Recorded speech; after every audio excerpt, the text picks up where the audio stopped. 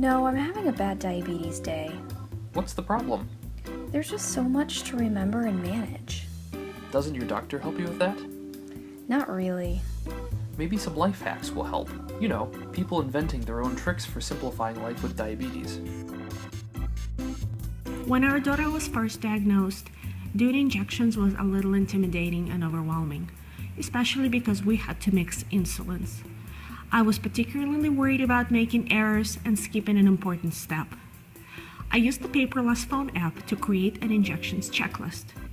I typically use this app for shopping and packing lists, but it worked great for diabetes management. I would open the list and check off every step as I went along. When I'm not sure if a soft drink at a restaurant is regular or diet, I test my blood sugar first. Then I dip my finger in the drink and test again. Easy way to catch a sugary Coke before drinking it. Low supplies can seem to just vanish out of thin air sometimes, especially when you're a commuter and have a lot on your mind. So I stuff every little crevice of my car, holders made for phones, glove compartments, and so forth with little bits of candy. Smarties, Starburst, candy necklaces, whatever works to bring my sugar up on the go. I buy glucose tablets in bulk to save money and reuse old pill containers to carry just the right amount when traveling. Everyone in diabetes online groups complains about secure tape down issues for their continuous glucose monitor. I just apply a Breathe Right strip first, and then a favorite tape product over the top. This gives the needed push down into skin tension to keep my CGM comfortably in place.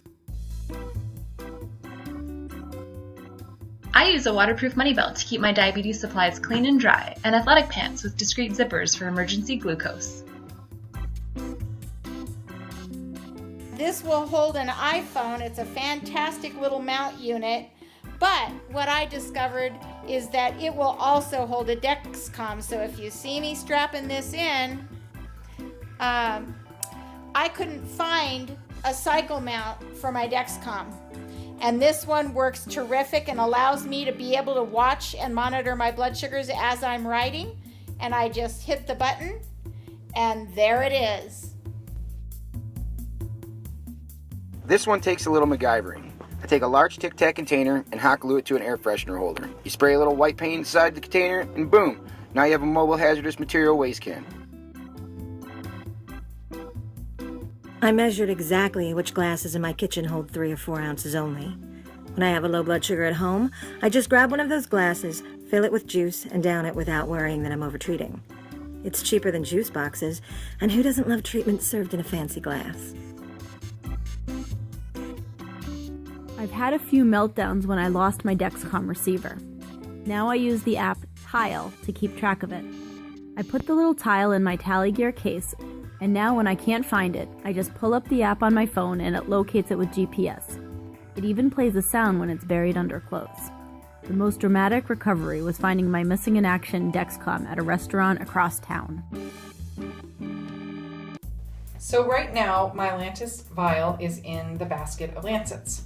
That means that I took my dose this morning and I put it in the basket. So tonight, I will take the vial out of the basket, take my dose, and put it on the counter. And that way, I know that I have taken it. If I go to bed and I'm, sit bolt upright and say, did I take my Lantus? I will come into the bathroom, and if I see the bottle on the counter, I know I took it. If it's still in the basket, I know I didn't take it.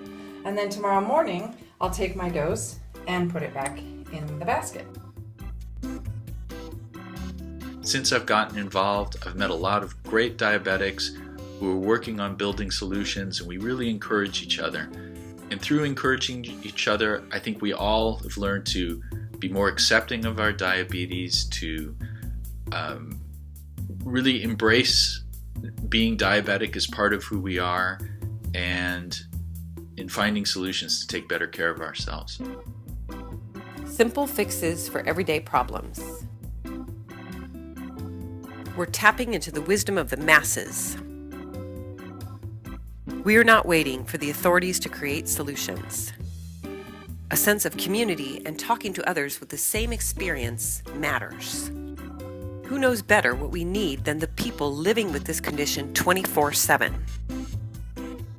Don't ask what patients can do for you, but what you can do for them. These are fancy words for frustration and burnout. Patients, healthcare providers, artists, designers, parents, kids, techies, engineers, tinkerers, scientists, advocates, researchers. Let's work together to make healthcare better. The future of healthcare is learning through doing, informal, networked, peer-led shared learning, participatory design of tools and technologies for health. It's group problem solving at its finest, crowdsourced answers to common healthcare challenges. It's clear that patients need more than medications and instructions. They need help solving real-life problems and a way to share this ingenuity. People's lives are significantly improved by these simple hacks, shared by a peer or a professional, too often by chance or happenstance.